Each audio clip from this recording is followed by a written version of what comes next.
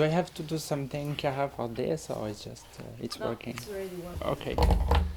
So one word I wanted to say before starting is, I think, a word to Claude. So I wanted to mention one thing, that when I started my PhD thesis, I was given piles of review papers to read by my supervisors, and one of them was a paper by Jim Langer. And so I just copied from this preface. So it's the book called Solids Far from Equilibrium. And the preface was written by Claude, and he says it's the extract from the 1989 Beg Rohu Summer School that you've run, that Giulio mentioned. And so in the preface, it's written something about the spirit of the school. So it's aimed to provide an introduction to the fundamental physics of, in that case, nonlinear systems far from equilibrium, yet include the most recent developments in the field with a definite effort towards a pedagogical exposition and a minimal amount of prerequisite. I mean, it's a lot of pressure for the lecturers.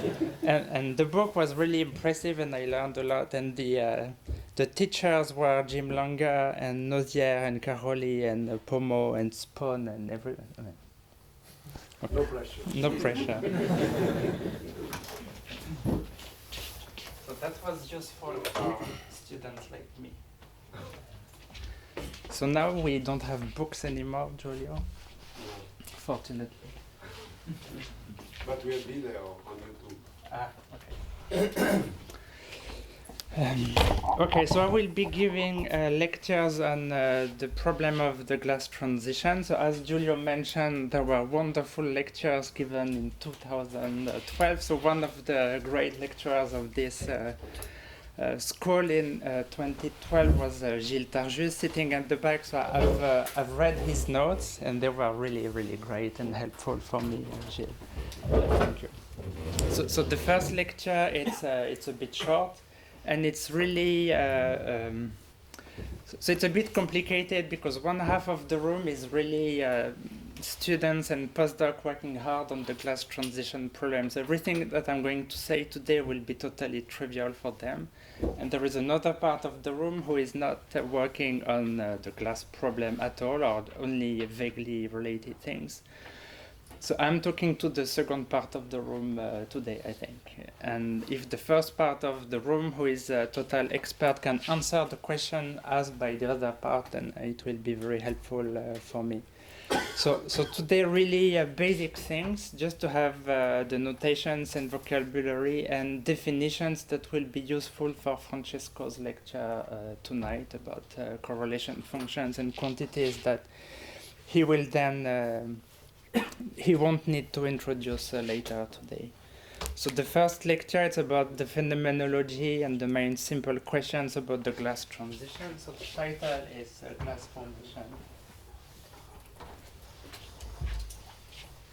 Okay, so that's the title of the first lecture. And so the very basic things about what is the problem of the glass transition from the physics point of view, and why we find it interesting, and why we have a session about the glass transition at the Beg Rohu again, only 7 years after 2012. Okay, so the problem is, from the physics point of view, it's about the description of a fluid to solid transition.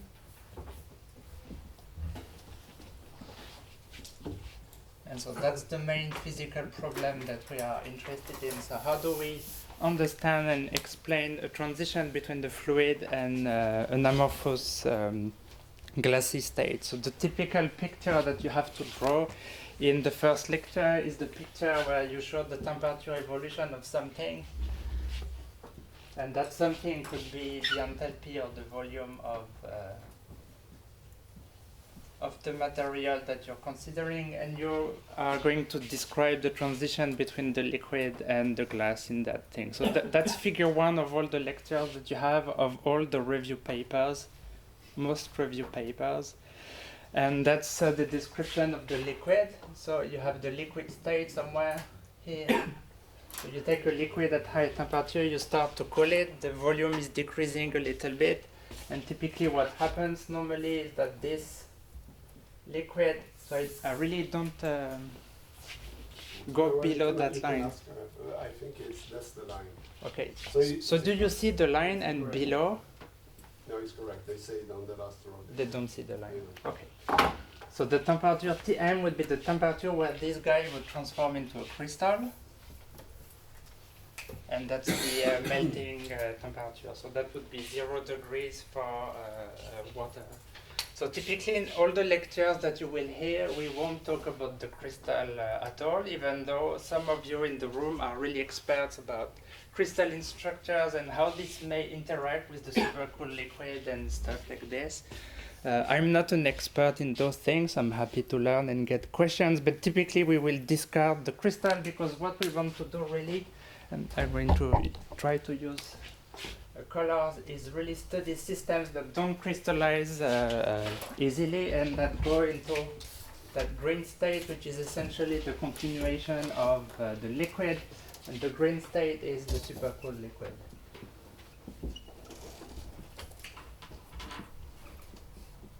Okay, so we will spend a lot of time trying to understand the properties of the supercooled liquid, so the guy that does not crystallize here. And what's going to happen is that if you cool these things, the dynamics of this system is going to slow down a lot. And this is the same color, so I wanted blue. And that system at some temperature will enter another state here, which will be the glass. So the temperature at which this is going to happen will be the experimental glass transition Tg, where the system stops flowing and become an arrested state. So that's the basics of the physics. So the system is a liquid, it's becoming a viscous liquid, and then it's a solid. Okay, so that's the solid transition that we want. So this is a solid state. And this guy, it's really flowing, so it's a fluid. So that's the transition that we would like to understand. So experimentally, you cool the system and then you deviate from the equilibrium line. So of course, as most of you know, if you have an experimentalist that is cooling the system a little bit slower, then it will enter another type of glass. And so what you have is here you have a series of glassy states that depend on the preparation of the system. Okay, so that's what I would like to address today. Okay, so the supercooled liquid is relatively well defined, provided you can forget about the crystal. That system, it's really behaving as an equilibrium system. Okay, so it means it has all the features associated to equilibrium. It's ergodic, it's stationary.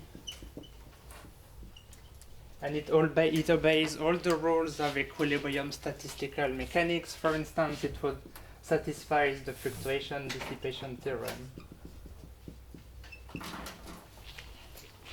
So everything, if you forget about the crystal again, that system behaves truly as an equilibrium system, and this is how Francesco, for instance, this afternoon is going to treat that system by assuming that the system is at thermal equilibrium and trying to do a series of statistical mechanics approach to that problem. So the crystal also would be equilibrium, but I forget about this guy. And so what's interesting here is that we have the glassy state. Okay, so the glass, it has been created by cooling the system and crossing Tg, so it's a non-equilibrium state. Okay, so it will be non-ergodic.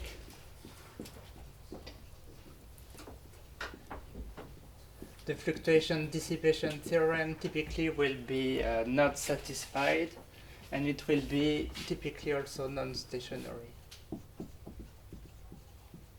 Okay, non-stationary means that the physical properties of this system will keep evolving with time.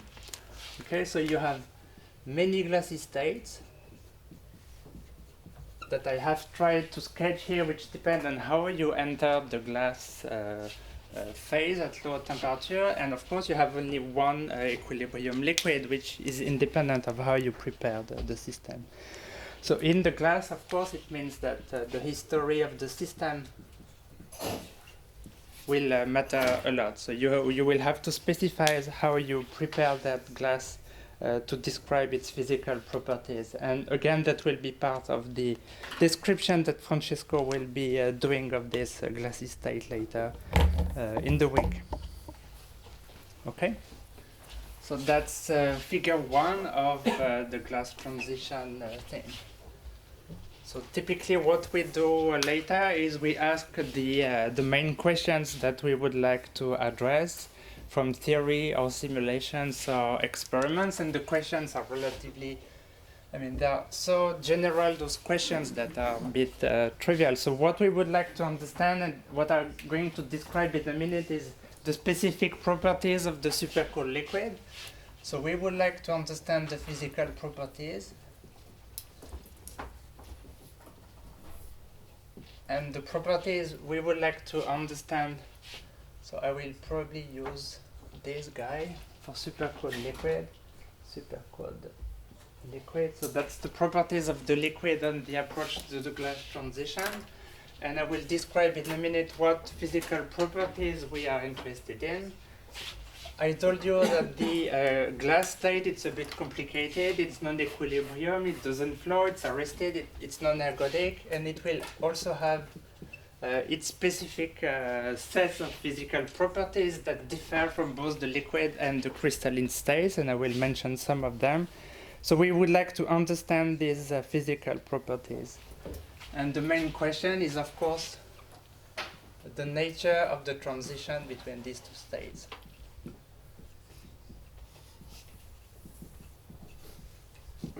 In between these two states. So the way I've described the problem was very phenomenological. As I tell you about an experimentalist that supercools the system and then cools and enters the glass phase by slowly cooling the supercooled liquid. So it should be obvious to everybody, if you haven't heard it before, that when I'm talking about the transition between the fluid and the solid, of course I'm not talking about a phase transition yet. It's just an experimental protocol that has a well-defined experimental crossover, but it's not a phase transition, because I told you that if you cool differently, you end in a different state. So this is, for the moment, different from a phase transition. At least experimentally. So the question that we will be asking in this room is whether there is something like a hidden phase transition somewhere that controls that physics. So this is really the main question that we will address. So is there a hidden phase transition, that would be happening somewhere in phase space, and I will describe many such sharp phase transitions that emerge from the statistical mechanics treatments, but you don't see it on that plot. So that's the main, I think, problem of this field, that we have all these theories and models that have phase transitions somewhere, but if you look at the experimentalist and this curve, you don't see them.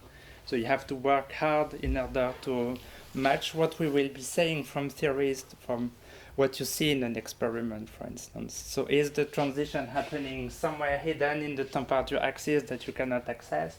Or is it hidden in a parameter space that the experimentalist cannot really measure? So that's the main questions that we will be asking. And I think you will be given many examples of such hidden phase transitions during these 2 weeks. So these are the main questions. And this is because of this phase transition, I think that the problem is very interesting. Okay, so that's what we are going to do. Can I use the whole...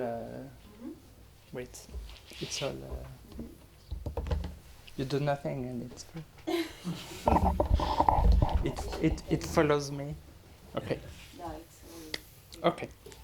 So some definitions of correlation functions and stuff. And I will probably then erase lots of things here.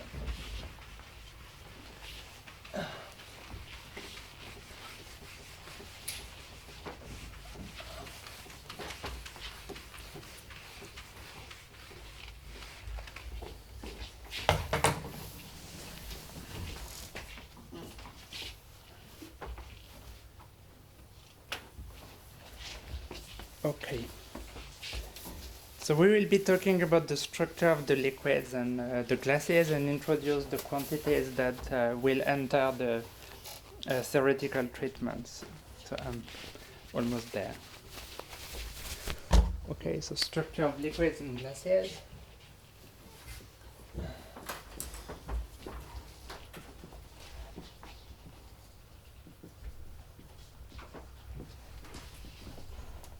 Okay, so the first thing that you have in mind when you look at the liquid is you look at the density field.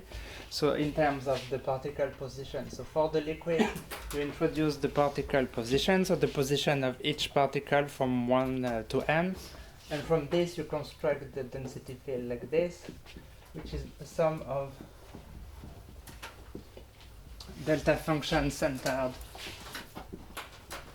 around the position of each particle. So that's the main object to describe the density field of the system. So if you take an average of this density field, you'll get the average density, which will be the number of particles divided by the volume, and that will enter all the calculations. So that's the average density. Then you go into the density fluctuations.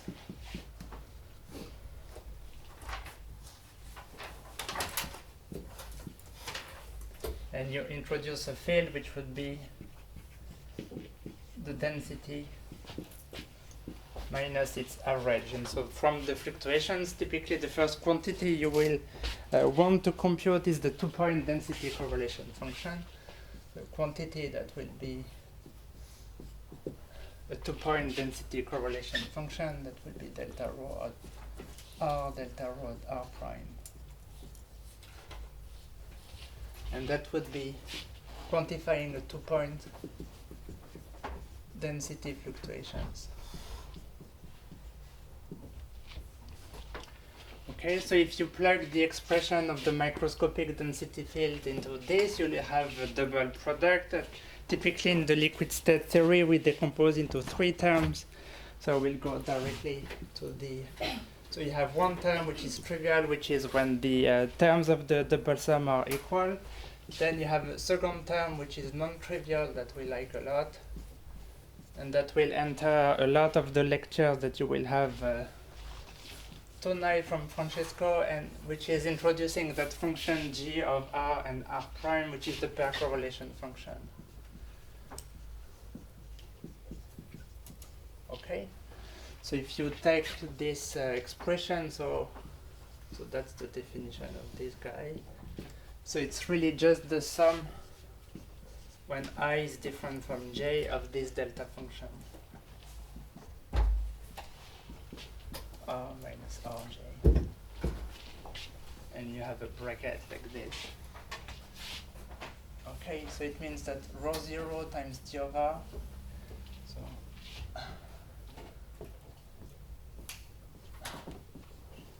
So if you have an isotropic homogeneous system, that will be only dependent on the distance between r and r prime and the modulus of the distance.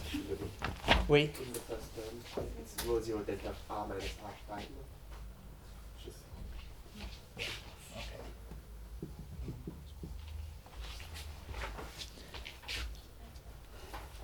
And so the physical definition of that quantity, it's the density at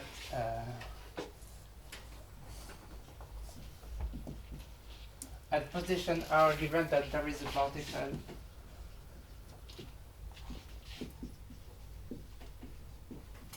at r equals to 0.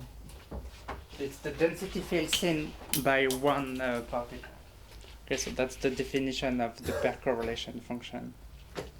So that's a quantity that will enter the theory for the liquid state that you will have later this afternoon.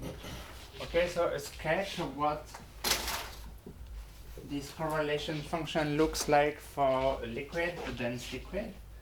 And you find all of this in textbooks about the statistical mechanics of the liquid. That typically in a liquid you have particles that are like this. very dense. So you look at one particle at the center and you look at the density field nearby this particle. So typically you have no particle, and then you have a first peak, and then you have oscillations that decay back to zero that indicate that at large distances there is no long range order in the liquid. And so the first peak here typically happens at sigma, which is the typical diameter of the particle. So that's my poor man's drawing of a pair correlation function of a liquid. So you have a first peak because locally the particles are very ordered, but at large distances you lose this order and the density fluctuations decay back to a trivial number here, which is the average density. Okay, so from these observations, there is one thing that you could perhaps try to extract, which is the envelope of the decay of these oscillations. And people sometimes have fit this quantity with an exponential decay, introducing a length scale that I will call psi2, which would be the correlation length for the two-point density fluctuations. So that's one thing.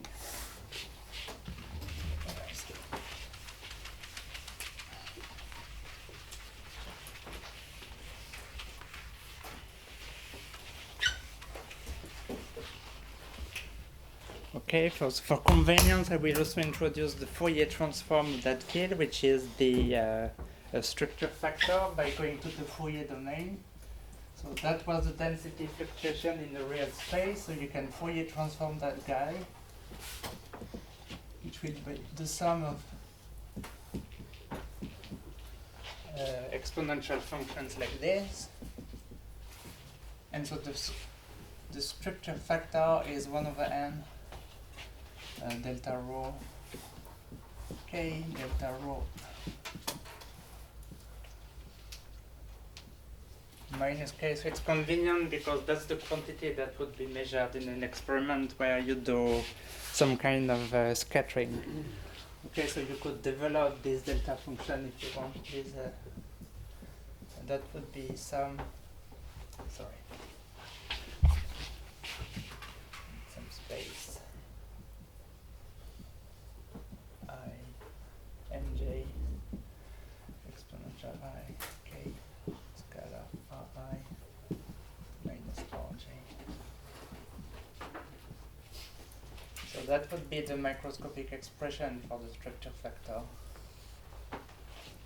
Okay, so that's a quantity that is measured easily in computer simulations or in experiments. So let me sketch it as well.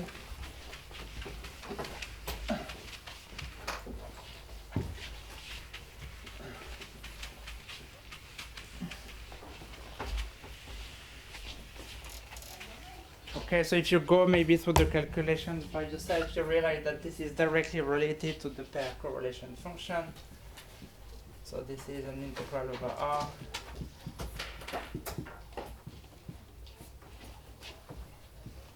G over exponent minus 1.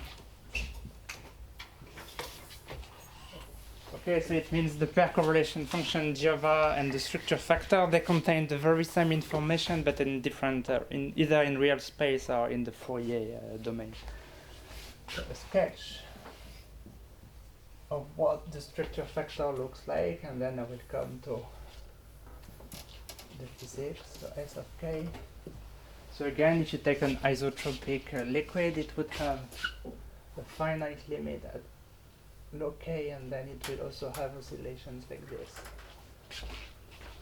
Okay, so similarly that you had a peak at distance sigma, then you'll have a peak at 2 pi divided by sigma roughly in the Fourier domain. And as k going to 0 here, you have a finite limit that's related to the isothermal compressibility.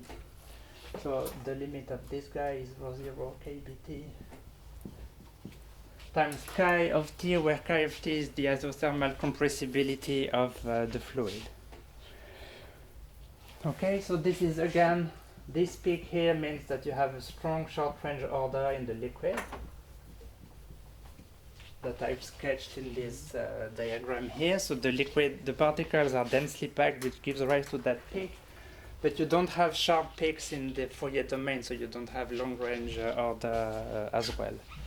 So what's really nice also in the S of k is to look at what's happening at large distances. So large distances in the Fourier domain means low wave vectors. And you see that here the behavior at low k is pretty boring. It goes to a constant and you don't see any interesting features. So there is no spectacular feature at large distances. Signature at k going to 0. So it means that the liquid at large distances, it's fairly homogeneous and you don't detect domains of anything, so you don't detect large-scale structures emerging that would tell you something about a changing structure in these dense liquids. On the opposite, it's quite boring. Nothing seems to be happening at large distances. Okay? So if you had, say, a critical point, the liquid gas critical point, you will have a divergence compressibility that would capture the density fluctuations happening at large scale, at diverging scales near the critical point. Here you have nothing interesting, and that thing doesn't change very much as you decrease the temperature. Okay, so that's the thing. Okay. So these are the functions. So how do they behave in supercooled liquids approaching the gas transition and in the glass? So I won't show you data, but there are books in the back where you can take a look at real data for supercooled liquids simulated or experimentally measured. Then you can open these books and take a look at real data in the lectures. That will be just my a poor drawing of what's happening. So two things which are interesting for the problem that we want to understand is that the structure,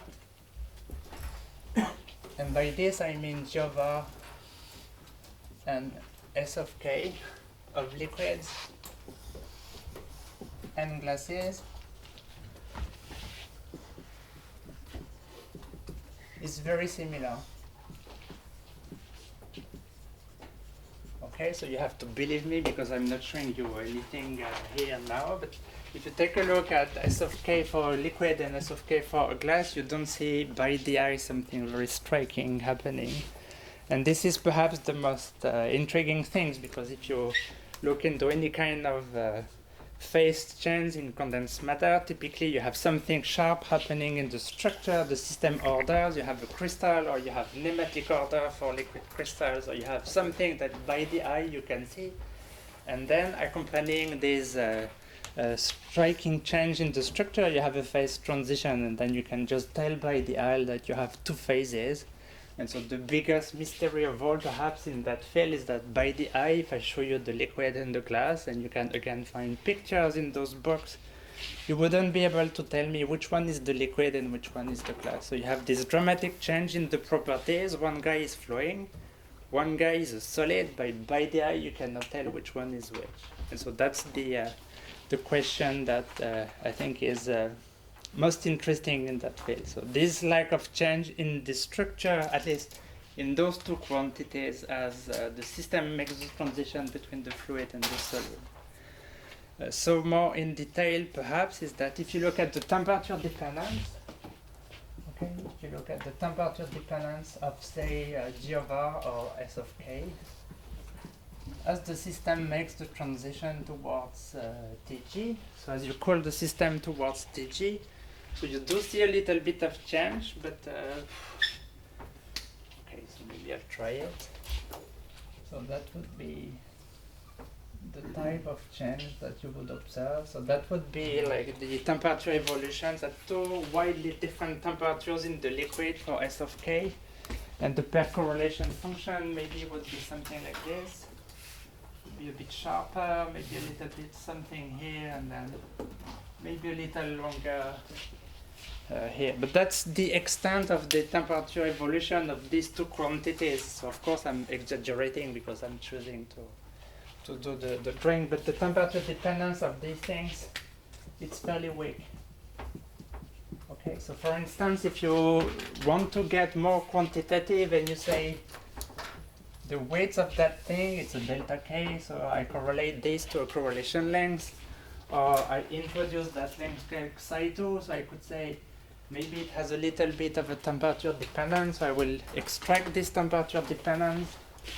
So if you look at psi2 of t, for instance, it's not a constant, but it's nearly constant compared to everything else that I will be describing later today. So as the first approximation, it's almost true that these lengths, it's almost fairly a constant. It's very close to be a constant. Okay? So there are two possibilities here. Either these quantities are totally boring, and then the calculations that will be described later this afternoon, they don't contain much physics. So that's one hypothesis, that there is strictly nothing in the pair correlation function to be seen.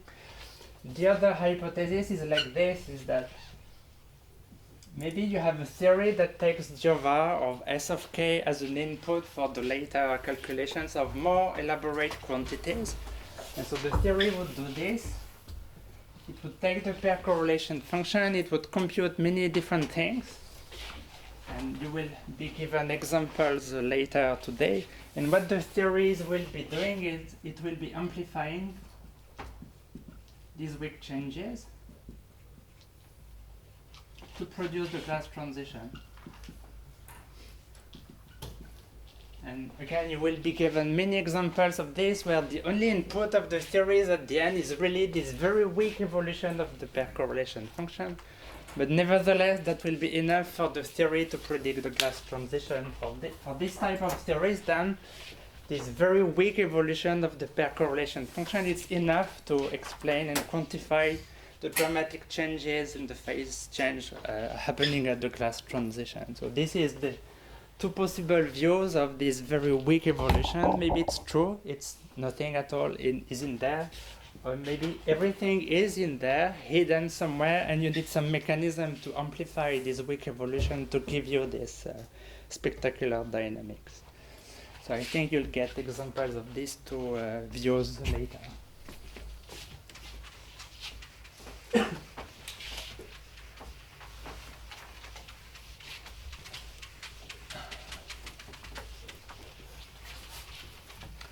Okay, so that's the part about the static structure.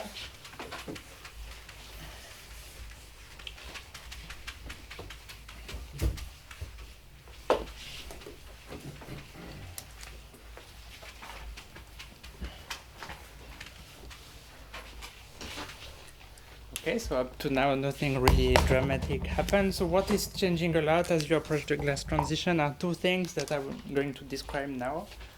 The first thing which is changing, I mentioned this many times, that the dynamics is changing a lot.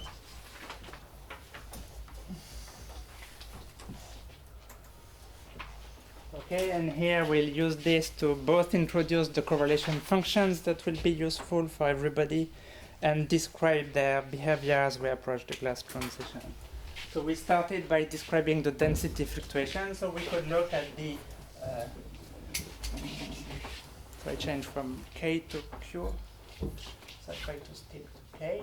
So you could look at the time dependence of the density fluctuation, so you could generalize the static structure factor to dynamical one. So you could look at the time correlation function of the density fluctuations at K at time T to this same correlation functions at minus K at time 0. So you see how typical density fluctuations happening at time 0 and wave vector K relaxes with time. So this is called the intermediate scattering function.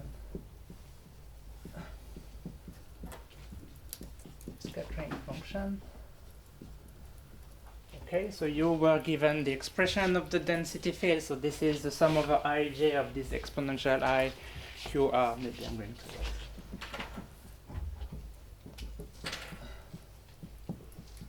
okay. So it's almost the same as before, but you have two different times here in the exponential now. So in terms of the particle, so this is quantifying particle displacement. So one quantity that I will be using a lot is the self part, which has the same expression as this one. Now I'm going to restrict the sum here to just the term where I is equal to j. Okay, so this is I, k times.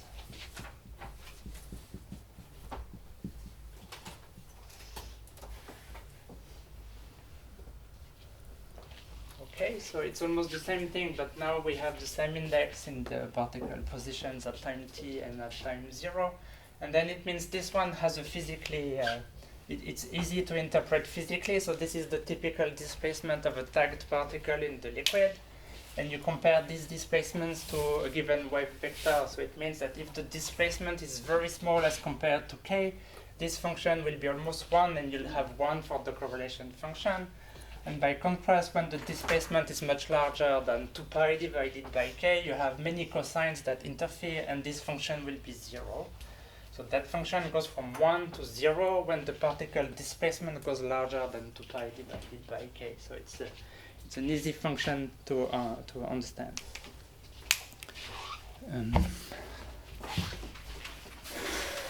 So it quantifies the single particle displacements.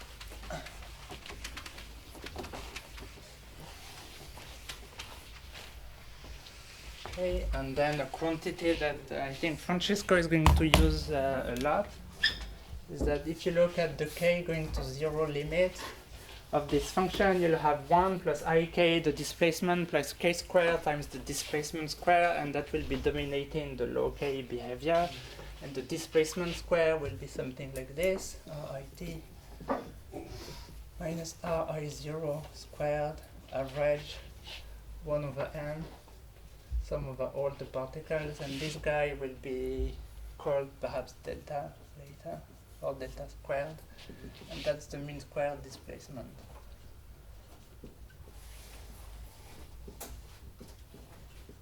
Okay, so it also quantifies the typical displacements of the particles.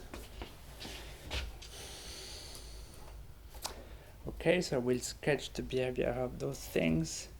And maybe one function that I would like to introduce, which is the real space analog of this one, and maybe will be useful again to many of us later, is this function, which is the overlap, which is sum over ij, and then I introduce a real space version of this guy.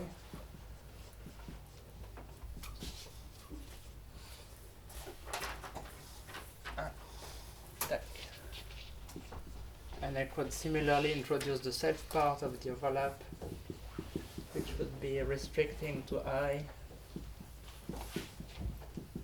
the single particle displacement.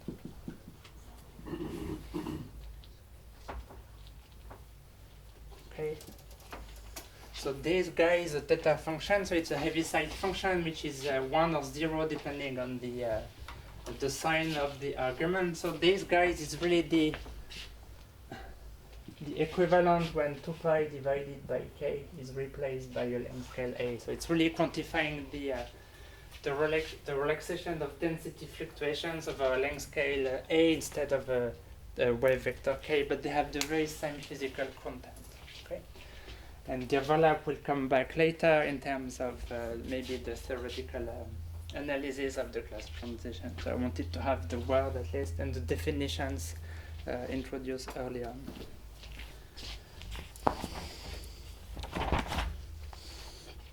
Okay, maybe I should sketch now the behavior of those things.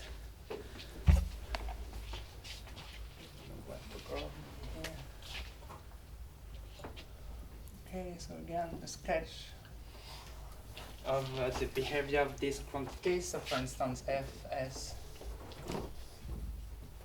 kt. And I typically represent those functions as a function of the logarithm of time. And I find the following behavior. As the system approaches the class transition, you have curve like this. And I don't remember the colors I use for these things, but I think the liquid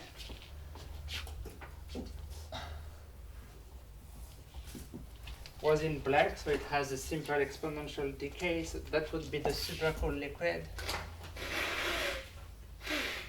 where you have slow dynamics emerging, and then I had another color for the glass, where the dynamics is completely arrested. So I think these colors refer to my first figure, where you have the liquid, the supercooled liquid, and the glass. Okay, so the most interesting feature to be observed is this two-step decay in the supercooled liquid, with a final relaxation that grows very fast as you approach the glass transition on a logarithmic scale. So this is what I'm going to describe in a minute. So I would like to sketch the mean square displacement, because maybe Francisco will need it later.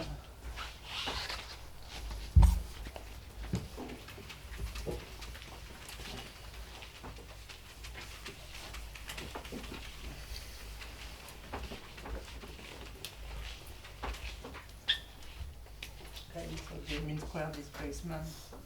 Again, you would typically use log-log scale, so you have the log of t, and here you would have the log of the mean square displacement that I described, so you would have something that's relatively trivial in the liquid. Then I had green for supercooled liquid, where you have this two-step decay. And then in the glass you would have the totally arrested.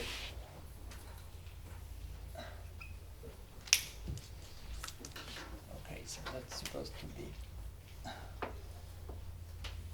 like this for the supercooled liquid, and like this for the liquid. Okay, so I'll give you a few things. So this is the typical behavior of the single particle displacement, which then explains the behavior of the correlation function. So you have short time dynamics when the particles move without filling the neighbor. Then you have this two-step decay before going to something that's diffusive at long time. At long time here you have 6 times the diffusion constant ds times the time. So you have diffusive behavior. Okay, and in the glass it's totally arrested. The particles don't move. And the structure doesn't relax. So the time dependence of the correlation function there, it's also this two-step relaxation, and the interesting feature is this one, where at long times the correlation function is proportional to exponential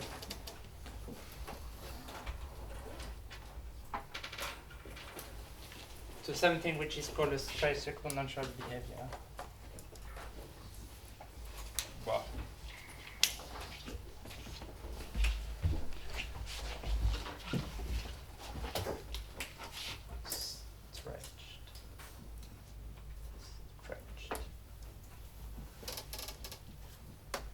So it's called a stretch exponential behavior, with this exponent beta being typically smaller than 1.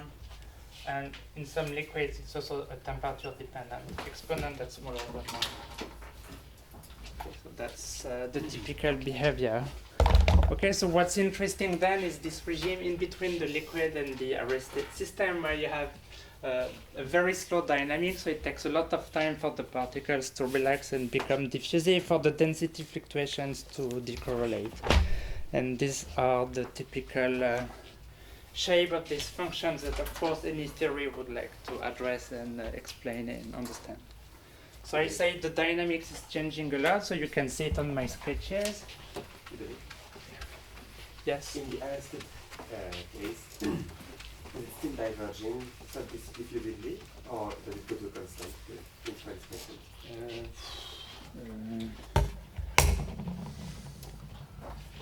Well, is it a theoretical question or a practical one? I mean, if I take a system that's really deep into the glassy state, and I have waited for ages before measuring anything, so for all purposes it's totally arrested. It stopped aging for a lot. I mean, this plateau is it's lasting for orders. Many decades of relaxation time. So I have seen mean square displacement that were flat over, say, 9 decades in time. So I cannot promise that it's going to stay there forever, and probably it doesn't, because somewhere there will be some finite relaxation time, but for, it's a good approximation to think it's fairly constant. So there are deviations. Of course, if you're not that deep into the glass, you know that eventually you're going to diffuse again. So maybe that plateau, it's a very slow subdiffusive behavior and you have intermediate processes happening, so that's one thing. And if you just go into the glass and you don't wait too long, you'll have some kind of aging behavior where also this thing is changing a little bit with time and you have some kind of dynamics happening. So that guy would not be truly horizontal, it would be weakly subdiffusive, but with very small exponents. So that's my answers.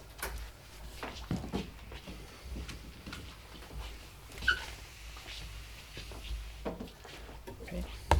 So in a sense, the extent of subdiffusion is also telling you something about the extent of a decoupling between the fast and the slow time scales, in a sense. The more decoupled, the flatter it is.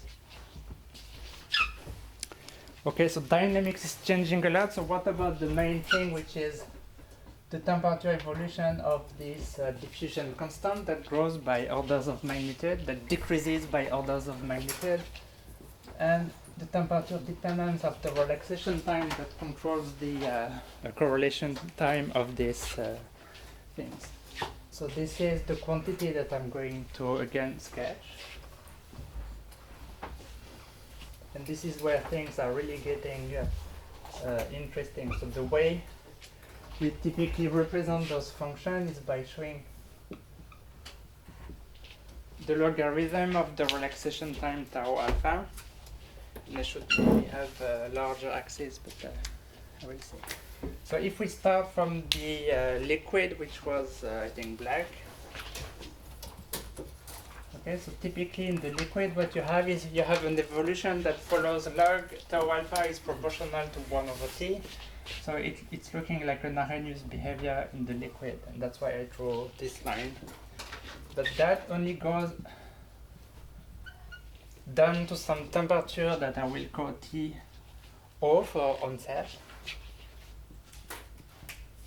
So later I will probably only use T0. So that's one thing I'm going to start. And I enter the supercooled liquid regime.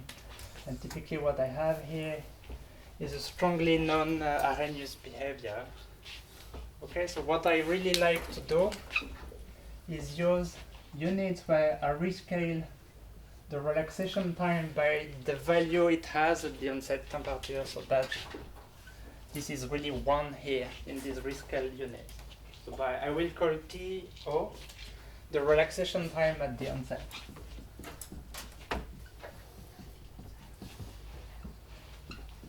Okay, so if I rescale the time by T0, by definition at the onset, that rescaled quantity will be 1, and that gives you ideas about how fast these things are growing. So if I do an experiment, then I introduced earlier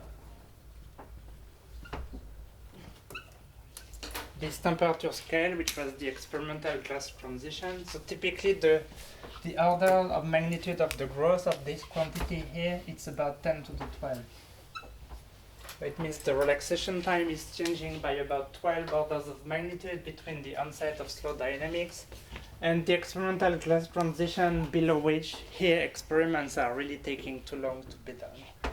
So if I put physical units for that thing, for supercooled liquid, that would be 10 to the minus 10 seconds. And then this would be really about 100 seconds in real units for molecular and atomic liquids. So it means that the experiments stop here because measuring relaxation times that are way larger than 100 seconds experimentally becomes a challenge. So that's typically what you can do in an experiment. You can access this thing up to this point, and then you stop having equilibrium measurements of the relaxation time. Okay? So I said in the liquid here, the behavior seems to be following Arrhenius, so it means tau alpha in the liquid. It's really behaving like this. Okay, that's in the liquid, above the onset. And in the interesting regime, in the supercooled liquid regime, this is no longer true. And then one way to plot that thing is to introduce a temperature dependent energy scale in this behavior. So this is a temperature dependent.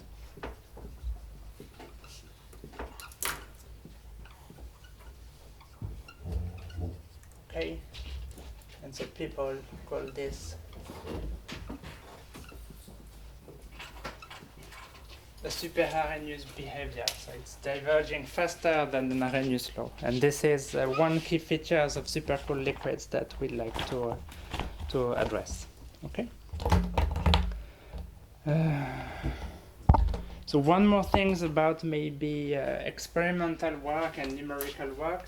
So I gave you these units here for molecular liquids, or small molecules, for instance. If you think about colloidal glasses, so people doing experiments on, say, PMMA particles on the computer, so particles that are below 1 micrometer typically.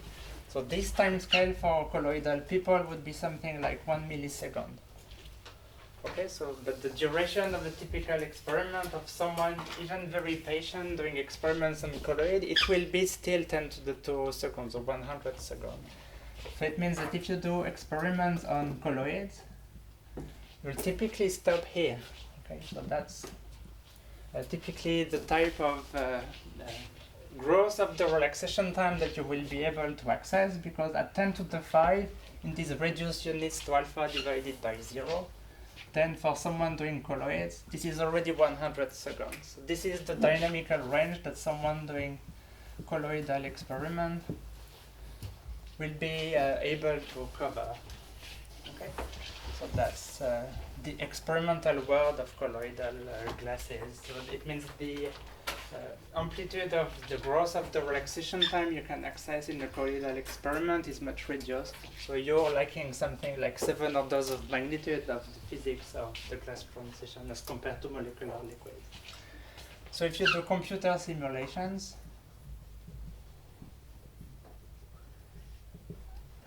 well, you do about the same. You also do 5 orders of magnitude here. Because then the simulations at this point, again, when the relaxation time has increased by 10 to the 5, are so long that it takes 1 or 2 weeks or 1 month on the computer to simulate. And this is typically the range that you will be able, again, to access in the typical computer experiments for a simple liquid. So it means in computer simulations and colloids you get this, but in experimental systems and molecular liquids, you have 7 orders of magnitude more before going to the glass transition. So that's typically what people can do and measure and describe in simulations, colloidal experiments, and experiments on atomic liquids.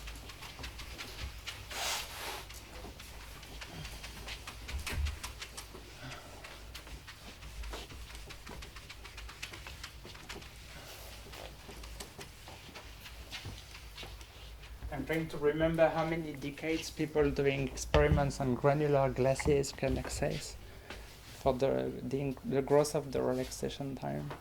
What would be your 1 in a granular experiment? Is it 1 millisecond or even more? And it's set by what, the vibration? By the vibration. Okay, so it means if you do granular glasses, like Olivier did a few years ago, you also have access to the first, say, 5 decades of the growth of the relaxation time, roughly. Okay, so why is it so interesting to have delta of t that grows? It means that you have, if you think in terms of an Arrhenius law, it means that you have something like an energy scale, but the energy scale is growing as you decrease the temperature. So it means the process at play, it's a temperature-dependent process that you would like to analyze. So it's interesting from the viewpoint of the physics, because you would like to understand where it's coming from and how it's decreasing with temperature. So there are lots of experimental data available in the literature, and you can play with this, and people have discussed ad nauseam the typical functional form that this delta of t could take to describe experimental systems. So I'll give you a few functional forms that have been proposed in connections with sometimes models and theories. And well, I have many of them, maybe I won't use all of them. So functional forms for delta T.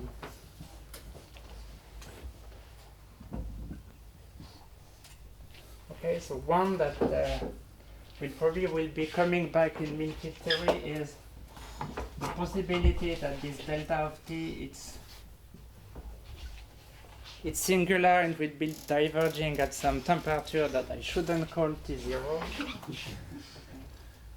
That I should call VFT from the acronym of this Vogel, Fulcher, Thalmann, that I don't know how to spell, functional form. So it's a functional form where this delta, it has a singularity at some finite temperature TVFT. So if you plug this in this, it means that it's exponential of something divided by T minus TVFT. So it has a divergence.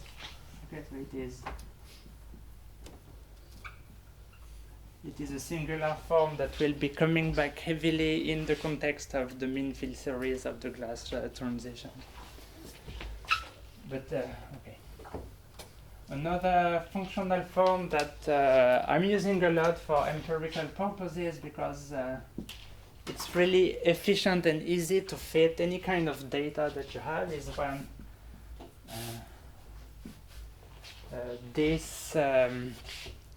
this energy scale, it's growing as you decrease the temperature as 1 over T. So when you plug it into this form, it's 1 over T squared.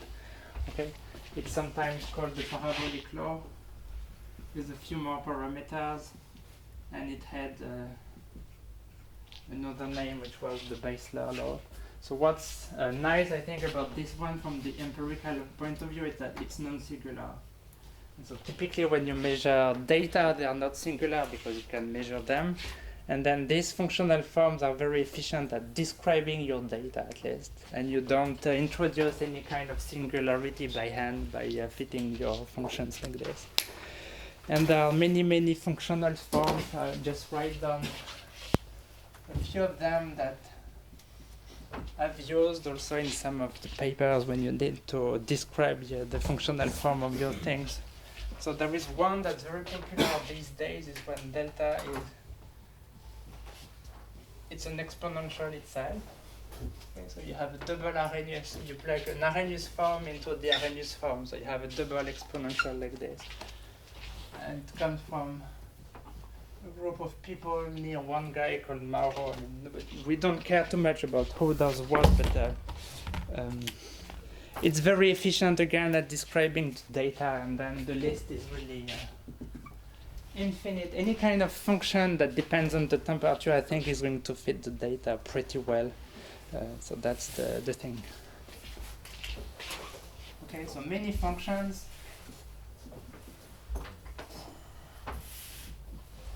Work, and it's really tough to distinguish them on the basis of experimental data. And so that should be a little surprising to you, hopefully, at least to one half of you, is that I told you that we have 10 orders of magnitude of the growth of the relaxation times, but we can fit anything to that growth. So that's the surprise. So what is really the key to this fitting formula is that the quantity that you're really fitting is the temperature evolution of this energy function here. So I told you that tau alpha increases by 12 orders of magnitude, but that guy, delta T, it changes by a factor which is 3, 5 roughly. And then you plug that factor 3 to 5 into the exponential with the temperature in it, and boom, you get your 12 orders of magnitude. So it means that all these fitting functions, what they're really doing, they're really quantifying the temperature evolution of a function that changes by a factor of 3 over a narrow range of temperatures. So I think it's no surprise that any function that at least increases when the temperature decreases will be able to capture fairly well the temperature evolution of that quantity, and hence fairly well the temperature evolution of the relaxation time. So that's one of the key signatures, if you wish, of the glass transition, is that it's true that we have this temperature-dependent energy scale, but its growth as you decrease the temperature over the entire regime, it's fairly small. So it's not so spectacular after all. Okay. So that's one feature. Okay.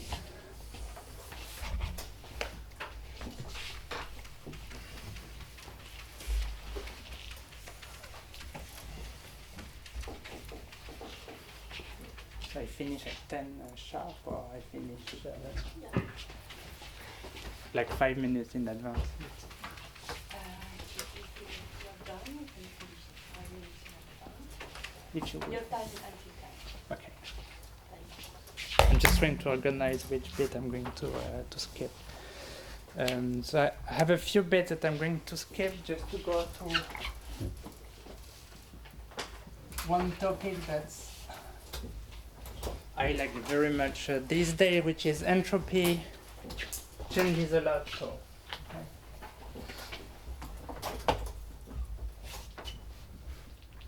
And I put quote to a lot just to avoid this sarcastic smile at the back of the room. Okay, so one quantity that people have measured again at length in experiments is something that they have called the excess entropy. And so we'll go a lot into these entropy things in this lecture, so let me at least explain what people do in experiments first. So,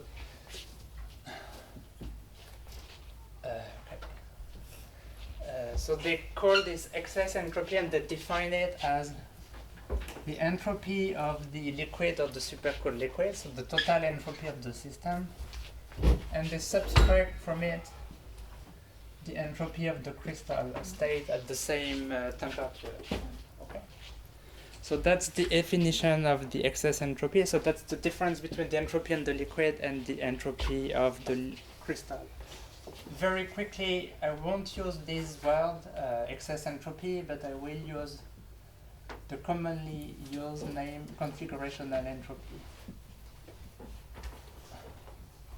Okay, so typically I will use SC of T for this configurational entropy, even though people have used a lot these excess entropy notations in the experimental work, for instance. And I'm going to call everything configurational entropy from now on, and just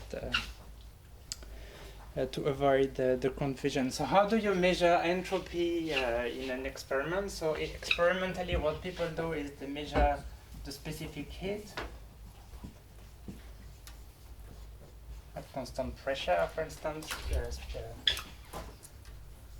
Cp of T, and then they measure they measure the specific heat along, say, a cooling path, for instance, and so the entropy difference between two state points is just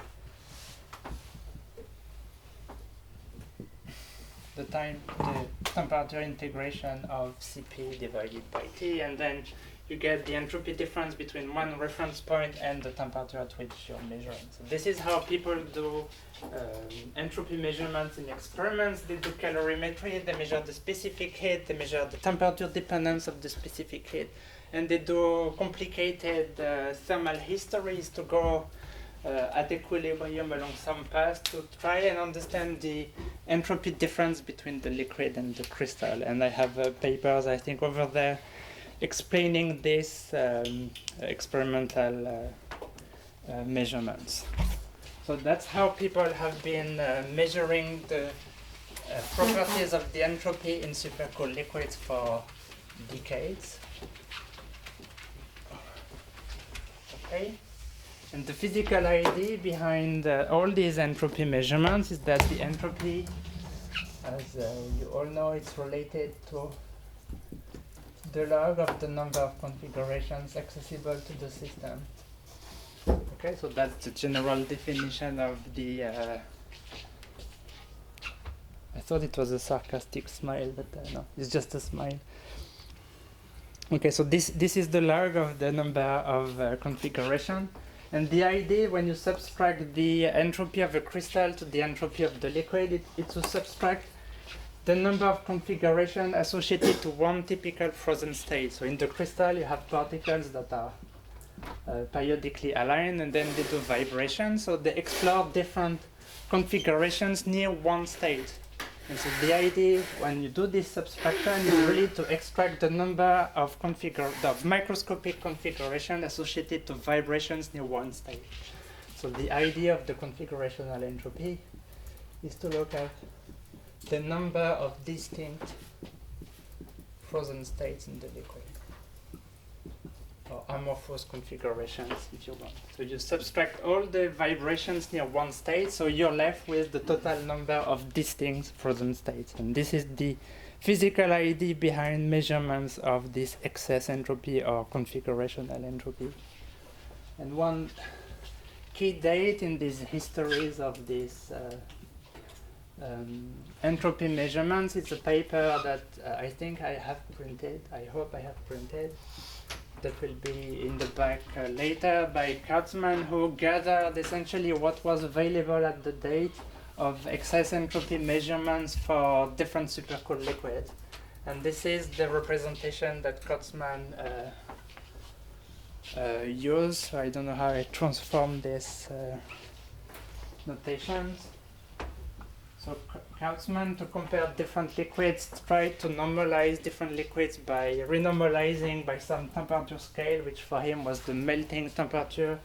You could take the onset temperature for this reference state. You could take, say, the mud coupling temperature that Francisco will introduce later. Whatever high temperature scale is in the problem, so that you can compare different liquids on the same axis. And then the quantity that Kurtzman was showing is the configurational entropy as a function of T, again, normalized by the value it has at this reference temperature, so that by definition,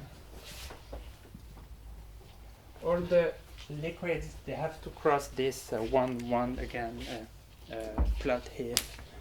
So this is typically what one system is going to do. So this number would be 0.3 or 0.5 or something like this.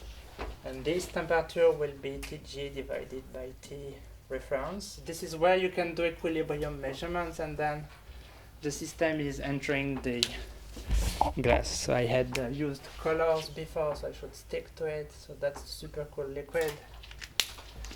And that would be the glass. So that's the glass. That's the supercooled liquid, and that's the liquid, essentially. So you see that this entropy is going down rather rapidly. So the sarcastic smile at the back is because this change of the entropy is a factor of 3, 2, 4, and 5. It's the same, roughly the same factor as the growth of this activation energy I mentioned before. At least it's changing a little bit. You would agree with that. Okay. So what Kurtzman did at the time, he said this entropy is changing a lot, and he was impressed by how much it's changing. And he says if this is continuing forever like this, and I extrapolate, then there will be a point where the entropy of the liquid will be lower than the entropy of the crystal, and that was shocking to him. So he said that this temperature, if I continue this extrapolation, something is going to happen, and we call this temperature where something could be happening the Kurtzman temperature. Okay. It's the Kurtzman temperature these days. And this is a temperature where the extrapolated entropy of the liquid would cross the entropy of the crystal. Okay, so that's suggesting that something like a thermodynamic phase transition could be happening at this decay. Trying to go like this. Okay.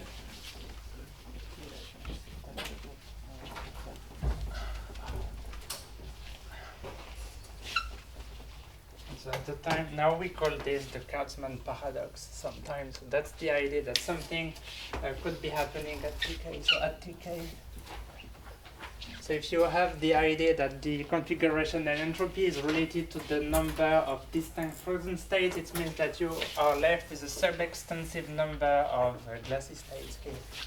Okay, so what the word that people have introduced is you will enter at TK something like an ideal glass phase where you're left with one glass that dominates everything. Okay, that would be called the ideal glass. So you wouldn't have so many amorphous states available. So that's one thing. So many consequences. So it could be then, if you take this observation seriously, it could be that the physics, so the physics of supercooled liquid could be driven by the decrease of this configurational entropy. So the temperature decreases, the number of amorphous states available to the system decreases, and then that's driving the physics. So that's a hypothesis. So, okay. This is exactly realized in models and theories that I'm going to describe, and in particular it's realized in the mean field theory of the glass transition. Okay, so the mean field theory that I think Francesco will spend his entire lectures describing exactly realizes this scenario. And here you don't have to extrapolate experimental data, you just do the calculation, and that happens for true. Okay. So that's one thing. So I have just 7 minutes.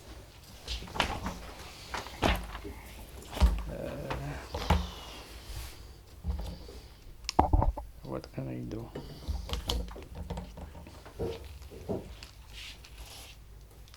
I'm thinking. It's a good time to stop. You can No, I go have a on. few things. I'm just trying to predict how long it's going to take to do any of those things. And I didn't have questions.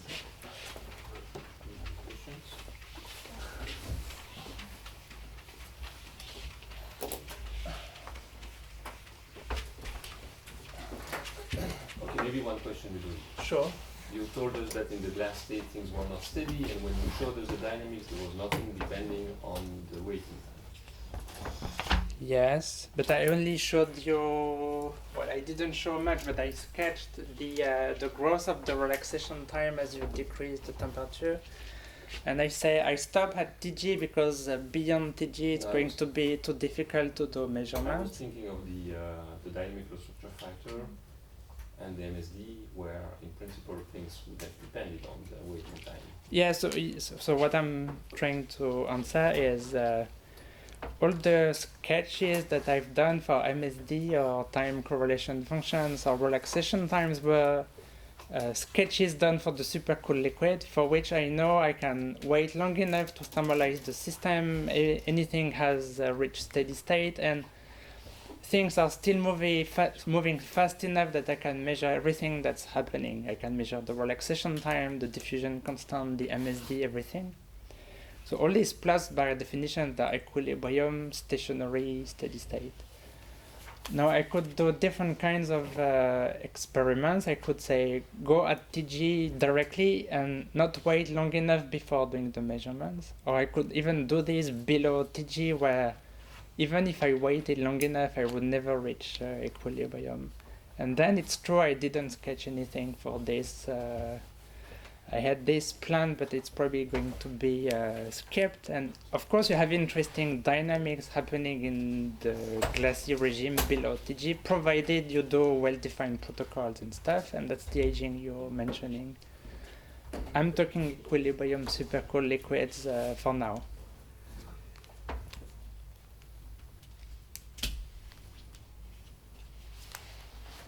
Okay.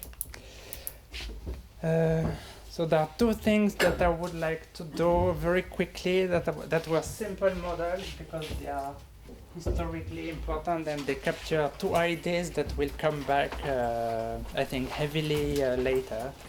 And that are two simple models that people have devised very long ago to explain what I said essentially of these basic facts of supercooled liquids. So I told you many things about the Krautsman paper that was happening in 1948. And so one thing that happened is 10 years later, So that a series of papers by Gibbs and Di Marzio. And they said, okay, we buy the observation of Kurtzman that the entropy is going down very dramatically. And we will do a theory to explain this drop of the entropy and predict something about, from theoretical point of view, what's going to happen at even lower temperatures. So in this paper that are not so easy maybe to follow, what they do is they do a lattice model for polymer glasses. Okay. So they study models of the polymers on the lattice, because then the statistical treatment can be doable, say, okay? And they do simple statistical mechanics, so they do StatMech. And what they really are after is really the Kurtzman work. So they try to estimate the partition function for this lattice polymer. So they have this entropy calculation, and then they put all the details of the model into it. They do a few approximations, and what they get is, of course, something like this. Okay, so as a result of the model of Gibbs-Di Marzio, you have an entropy for the lattice polymer on the lattice that goes to 0 at a finite temperature Tk. So in a sense, what they have is they have a theory that explains Kurtzman's observation and confirm that it's possible that you devise models for amorphous systems, here simplified on the lattice, and the entropy goes to 0.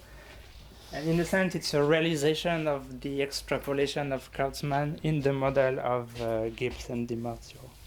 Okay, so this line of works is still continuing up to now, and you have still many papers dealing with lattice polymer calculations for increasingly detailed models for polymer glasses. So it's an active field of research. So from the papers I know, it seems that the perspective has changed a little bit. So I read this a little bit in the train while coming. So a few years back, maybe 10, 15 years ago, in the group of Kurt Binder in Mainz, they have done detailed computer simulations of the lattice models that Gibbs and Di Marzio have studied analytically. And what Binder finds numerically by doing smart Monte Carlo algorithms for polymers is that if you measure the entropy numerically for the models studied here, you don't see an entropy crisis here. So it means the entropy crisis that Gibbs and Di Marzio predicted to explain Kurtzman transition, it's not there in the models that they have defined. It's there because they have done approximations that give them an entropy crisis. I think the lattice polymer people, they now tend to believe, because of this perhaps, that lattice polymers don't, these lattice models for polymers, they don't have a Kurtzman transition, and they have what they now call the residual entropy. Okay. And so I think this community of people, they don't believe in the Kurtzman transition anymore. They believe instead that the entropy cannot vanish at any finite temperature and it has to remain finite. So when you get these guys as referees, they will have piles of papers demonstrating that the Kurtzman transition cannot exist now, which is an interesting twist.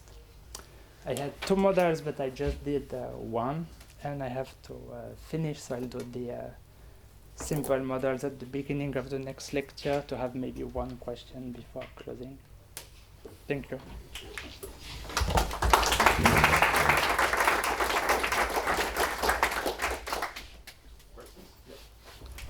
So when you're talking about the lattice models, is that still the configurational entropy or now just the total entropy that they say is going to 0?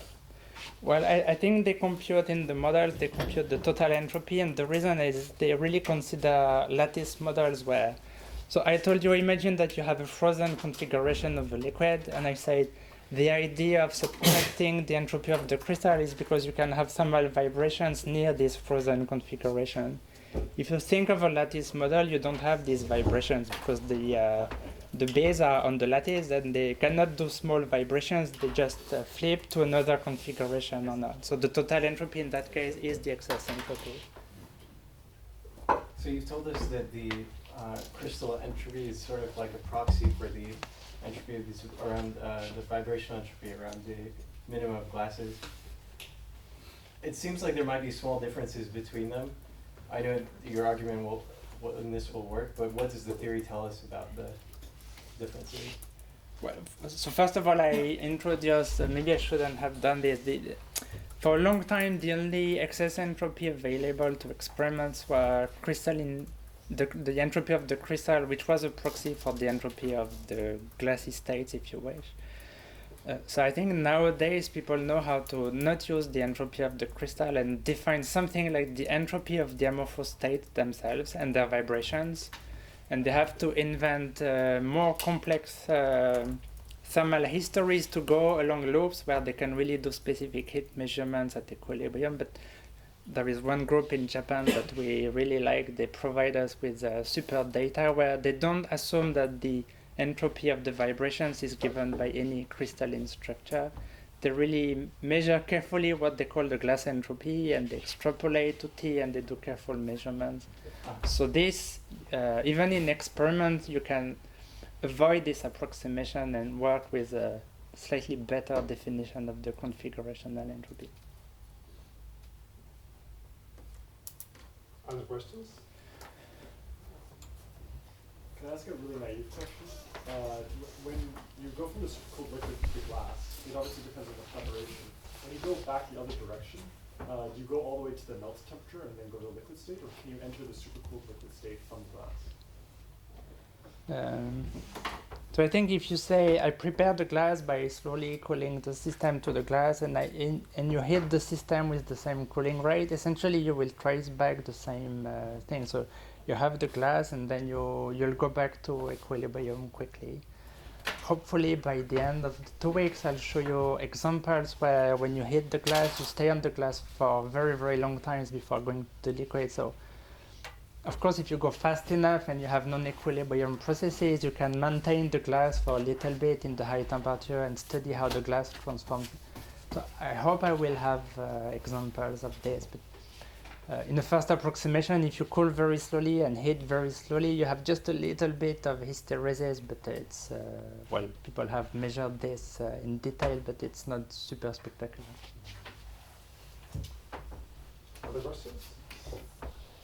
Okay, what if you have others? You can always catch Ludovic during the lectures or during the saving. So now we can have, exactly, we can catch him in the Windsor. So now we have the break, so don't forget there are the caps for to have coffee. Pick one, it's yours.